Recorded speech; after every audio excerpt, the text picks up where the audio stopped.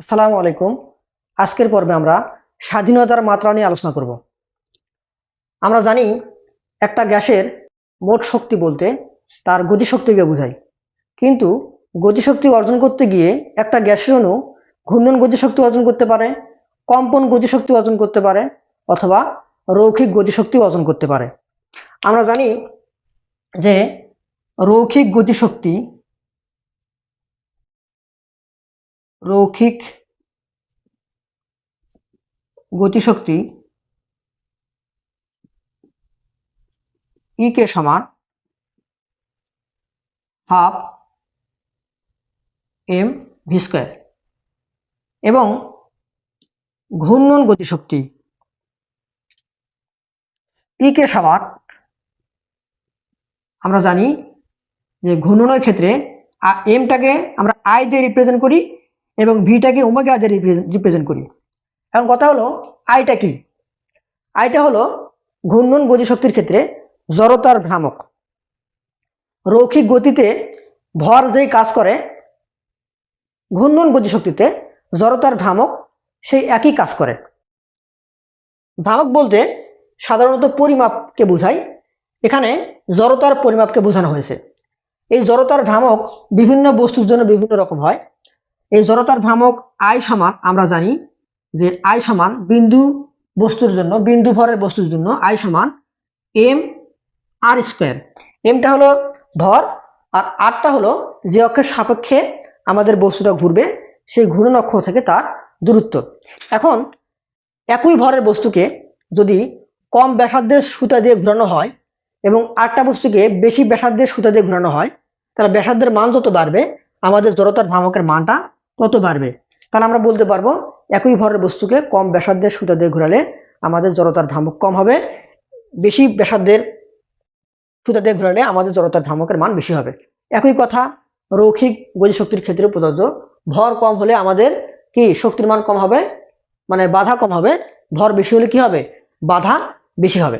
তো আমরা এই যে জড়তার ভ্রামক, এটা আমরা বিন্দু ভরের বস্তুর জন্য আমরা আই সমান এম আর স্কোয়ার আমরা জানি। এখন নিরেট গোলকের জন্য কি হবে? নিরেট গোলকের জন্য আমরা জানি যে আই সমান 2/5 এম আর স্কোয়ার।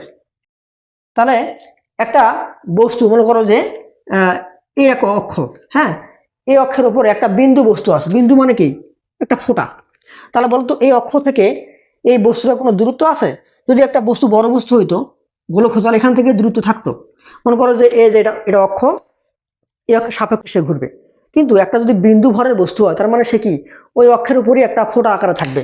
তাহলে আমাকে বলতো বিন্দু ভরের বস্তুর জন্য এই যে আমরা ঘূর্ণন অক্ষ থেকে যদি বস্তুটা এখানেই পড়ে থাকে, তাহলে ঘূর্ণন অক্ষ থেকে এর দূরত্ব আর সমান কত হবে? আর সমান 0 হবে, কারণ এখানে তো ঘূর্ণন অক্ষ থেকে তার দূরত্ব নাই। তাহলে বিন্দু ভরের বস্তুর জন্য আর সমান 0 হলে আমাদের জড়তার ভ্রামক এটা কত হবে? এটাও 0 হবে। তার মানে আমরা এখান থেকে কি বুঝতে পারলাম? আমাদের গ্যাসের অণুগুলো খুবই ছোট ছোট বিন্দু বিন্দু বিন্দু। তো যেই গ্যাসের অণুটা একটা মাত্র পরমাণু দিয়ে তৈরি, তার পক্ষে ঘূর্ণন তৈরি করা সম্ভব না। তার মানে এক পারমাণবিক গ্যাসের শুধুমাত্র গতিশক্তির শুধুমাত্র রৈখিক গতিশক্তি থাকবে, তার পক্ষে ঘূর্ণন তৈরি করা সম্ভব না। কারণ ওই বিন্দু বস্তুটা যেই অক্ষের উপরে থাকবে সেই অক্ষ থেকে তার দূরত্ব আর সমান 0, আর আর সমান 0 হলে আমাদের আই সমান 0 হবে। আর আই যদি 0 হয়, আমাদের ঘূর্ণন গতিশক্তি, এখানে যদি আমি আয়ের মান 0 বসাই, তাহলে আমাদের ফলাফল কত আসবে? 0 আসবে। তাহলে এক পারমাণবিক গ্যাসের যেই গ্যাসের অণুটা একটা মাত্র পরমাণু দিয়ে তৈরি, তার পক্ষে ঘূর্ণন তৈরি করা সম্ভব নয়। তো আমরা জানি যে আমাদের গ্যাসের মোট শক্তি, যেটা মোট শক্তি, এই মোট শক্তি বা গতিশক্তি মানে অন্তত শক্তিটাই হচ্ছে আমাদের গতিশক্তি। মানে একটা গ্যাসের মোট শক্তি বলতে তার গতিশক্তিকেই বোঝায়। এখন একটা গ্যাস এই গতিশক্তি 3 ভাবে অর্জন করতে পারে। কি কি আমি একটু দেখা দেই। গতিশক্তি 3 ভাবে অর্জন করতে পারে। 1 নম্বর রৈখিক গতিশক্তি, ট্রান্সলেশনাল কাইনেটিক এনার্জি। তাহলে রৈখিক গতিশক্তি, রৈখিক গতিশক্তি টিই, ট্রান্সলেশনাল কাইনেটিক এনার্জি।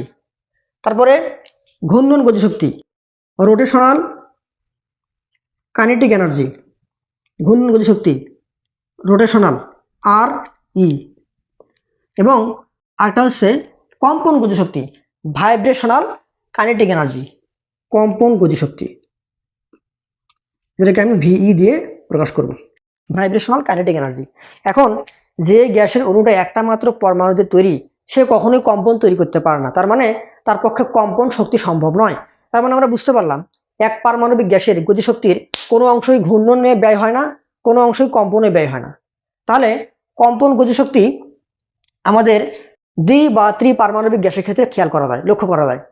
কিন্তু এই যে দ্বি বা ত্রিপারমাণবিক গ্যাসের এই কম্পন গতিশক্তিটা, এটা আবার অনেক উচ্চ তাপমাত্রায় পাওয়া যায়। তাই আমরা আমাদের এইচএসসি লেভেলে আলোচনার সুবিধার জন্য আমরা কম্পন গতিশক্তিটাকে সকল ক্ষেত্রেই শূন্য ধরে নিব।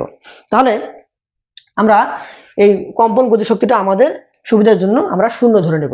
এখন আমরা যদি চিন্তা করি যে একটা দ্বিপারমাণবিক গ্যাস, ঠিক আছে, তো একটা গ্যাসের অণু কি এক্স ওয়াই এবং জেড অক্ষের সাপেক্ষে মানে 3 ডাইমেনশনালে ঘূর্ণন তৈরি করতে পারে। যে গ্যাসটা দ্বিপারমাণবিক গ্যাস, খেয়াল করো, মনে করো আমাদের একটা অক্ষ আছে এক্স ওয়াই জেড, দ্বিপারমাণবিক গ্যাসের একটা অণুতে পরমাণু কটা, দুটা। এখন দ্বিপারমাণবিক গ্যাস মনে করো কখনো এই অক্ষের উপর আছে, অবস্থান করতেছে, তখন সে কি তার দুই অক্ষের সাপেক্ষে ঘূর্ণন গতিশক্তি থাকবে। তার মানে দ্বিপারমাণবিক গ্যাস যে অক্ষের উপর অবস্থান করবে সেই অক্ষ সাপেক্ষে সে কোনো ঘূর্ণন তৈরি করতে পারবে না, কারণ সেই অক্ষের সাপেক্ষে তার তো দূরত্ব শূন্য। আর দূরত্ব যদি শূন্য হয়, আমাদের আই মোমেন্ট অফ ইনারশিয়া জড়তার ভ্রামক শূন্য, আর জড়তার ভ্রামক শূন্য হলে আমাদের ঘূর্ণন গতিশক্তি কত হবে, শূন্য হবে। তাই দ্বিপারমাণবিক গ্যাস কখনো 3 অক্ষের সাপেক্ষে ঘূর্ণন তৈরি করতে পারে না, কারণ সে যে অক্ষের উপরে শুয়ে থাকে সেই অক্ষের সাপেক্ষে তার দূরত্ব শূন্য। এজন্য দ্বিপারমাণবিক গ্যাস শুধুমাত্র 2 অক্ষের সাপেক্ষে ঘূর্ণন তৈরি করতে পারে। এখন ত্রিপারমাণবিক গ্যাস, ত্রিপারমাণবিক গ্যাসের ক্ষেত্রে কি হবে, 3টা পরমাণু দিয়ে তৈরি। তো 3টা পরমাণু যদি কখনো একটা অক্ষের উপর অবস্থান করে, তখন যে অক্ষের উপরে থাকবে শুধুমাত্র সেই অক্ষের সাপেক্ষে তার দূরত্ব নাই। যেমন কার্বন ডাইঅক্সাইড সরলরৈখিক, তার মানে কার্বন ডাইঅক্সাইডের কি 3টা পরমাণুই একই রেখা বরাবর থাকবে, তার মানে কার্বন ডাইঅক্সাইড শুধুমাত্র 2 অক্ষের সাপেক্ষে ঘূর্ণন তৈরি করতে পারবে। কিন্তু যেই অণুগুলোর আকৃতি যেমন পানির আকৃতি ভিয়ের মতো, তাহলে একটা পরমাণু এখানে থাকবে, তখন কিন্তু এই অণুটা এই অক্ষের সাপেক্ষে দূরত্ব আছে। তার মানে যদি ত্রিভুজের মতো করে থাকে কখনো, তাহলে আমাদের যে অণুটা এখানে থাকবে এই অণুটা কিন্তু এই অক্ষের সাপেক্ষে দূরত্ব আছে। তার মানে আমরা বুঝতে পারলাম আমাদের ত্রিপারমাণবিক যে গ্যাসগুলো আছে এরা 2 অক্ষের সাপেক্ষেও ঘূর্ণন তৈরি করতে পারে, 3 অক্ষের সাপেক্ষেও ঘূর্ণন তৈরি করতে পারে। কিন্তু কার্বন ডাইঅক্সাইড এ শুধুমাত্র 2 অক্ষের সাপেক্ষে ঘূর্ণন তৈরি করতে পারবে, কারণ এই 3টা পরমাণু সরলরৈখিক মানে কি একই রেখা বরাবর অবস্থান করে। এজন্য কার্বন ডাইঅক্সাইড শুধুমাত্র 2 অক্ষের সাপেক্ষে ঘূর্ণন তৈরি করতে পারে। তো আমরা এতক্ষণ যে আলোচনা করলাম, তাহলে কি বুঝলাম, আমাদের এক পারমাণবিক গ্যাস,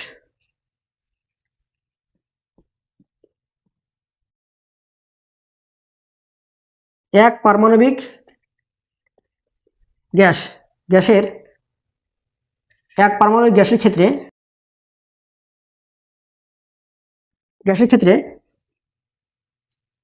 মোট শক্তি,